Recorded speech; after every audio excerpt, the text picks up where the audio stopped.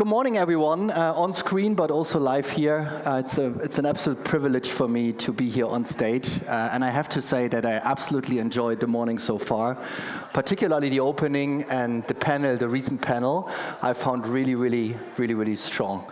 I would like to give you a glimpse outlook on what we are currently working on, what we believe the future will look like, but also where there's an opportunity around diversity and inclusion and allyship.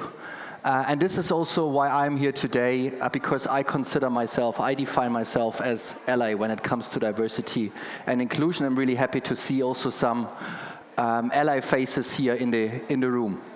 I've already been introduced.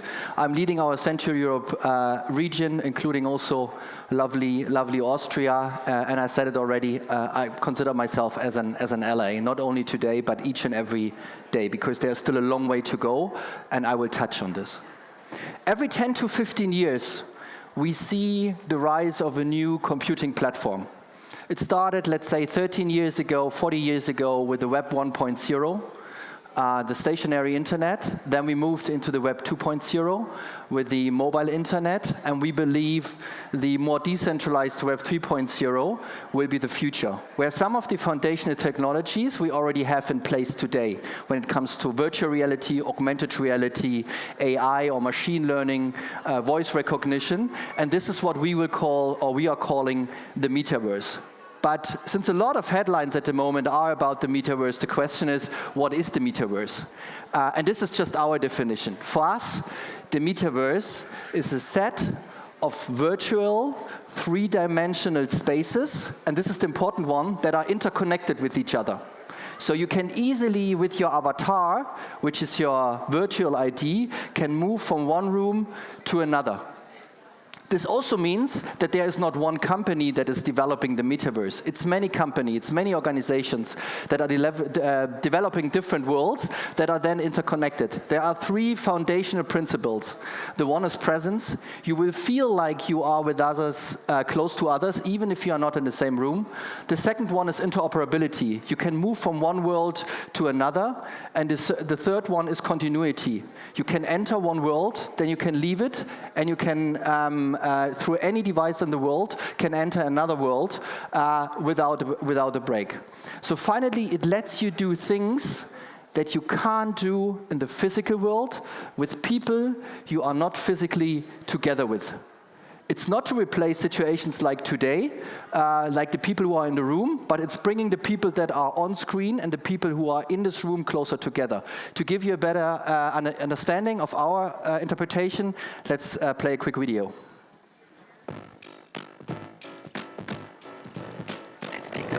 Let's take a closer look. Did you know the rings are made up of billions of icy particles? Really? Maybe we played without sound. That was a bit creepy, so. That's not the vision of the Metaverse. But just look at the holograms and the things, when it comes to fitness, when it comes to education, when it comes to stay connected. This is the presence, what I meant. It feels like you are in one room and you're going to a concert.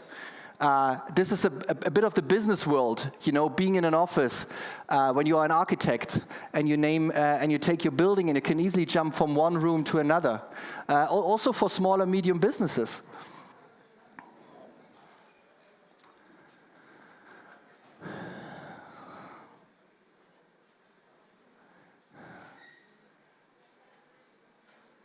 So this gives you a little glimpse on what it means. I talked about the foundational technologies, augmented reality, virtual reality, voice recognition, machine learning. We believe that the biggest levers for societies are outside of the business world. We talk about healthcare, we talk about inclusion, education, culture. Let me give you a few examples. Inclusion. Imagine you won't be able anymore physically because you have mobility limitations to go to the Louvre, but you want to go there. You could easily do it in VR and make the experience almost as if you would be there. Or if you simply can't afford at the moment to go to Paris, you could easily go there through VR. Or imagine if you can't climb anymore, but you used to be a mountaineer.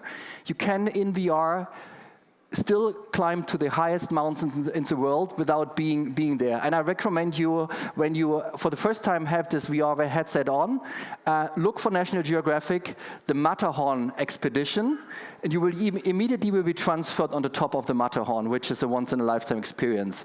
Or also talking about education. You can, geography lessons.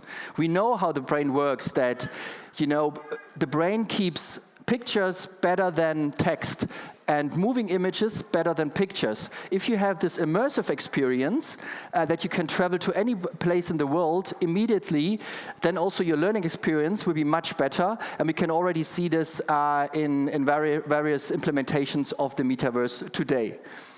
Talking about healthcare, we already see that medical operations are operated through greatest distance. Now imagine where we give more people in the world access to medical knowledge, for example, through virtual consultations. And for example, in Africa and more remote areas, you have better access to internet than to medical knowledge. And this could be a bridging technology to give more people in the world access to health knowledge. But also talking about diversity, there is a huge opportunity for gender equality. For example, for us as a family with 2 kids, the biggest pain point is commuting every day.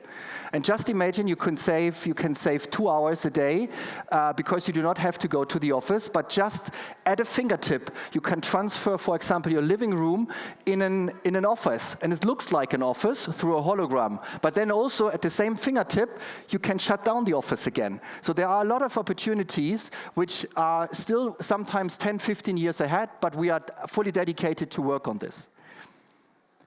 And then on equality, which is the second layer of this. For me, equality means that everyone feels represented. And again, there are two dimensions or 2 examples of this. One, language barrier, which is the biggest barrier in the world to true equality.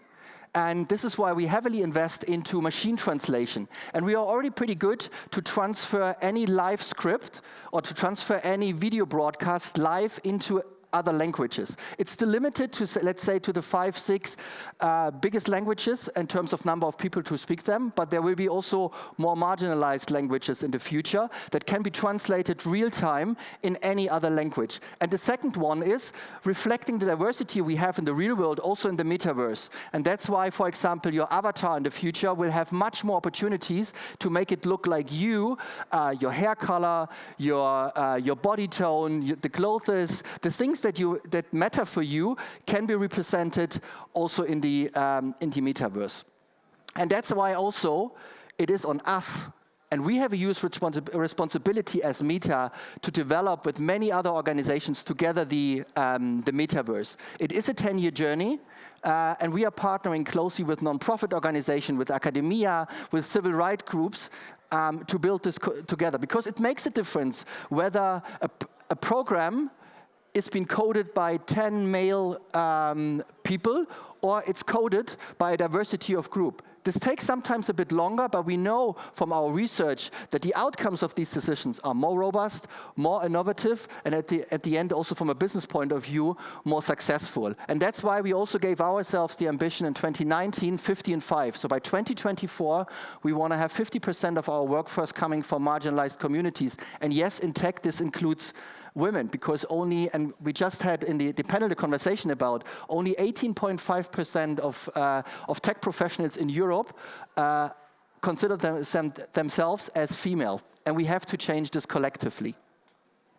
Last but not least, coming back to me again, allyship, which for me is the proactive advocate on behalf of others. And the important word here is proactive.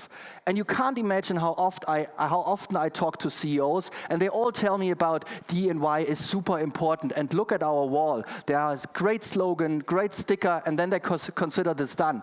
This is this is hard work every day. You have to change how you hire people, how you grow careers, how you promote people, how you retain talent, and this is a joint responsibility we have, but it starts with people like me, because I normally, in a traditional business world, I'm always the majority, so it has to start with me. This brings me already to the end. Shifts are happening right now. It's a long journey. It's a 10-year journey. But I absolutely believe that technology can be a force for good if we innovate responsibly, if we collaborate together, and if we also innovate effectively. And I'm looking forward to this journey and happy to take your feedback. If you are interested to learn more, you find my email address here, but also you can find me through all the known social media channels. Thank you very much. Enjoy the day, and I'm looking forward to the conversations.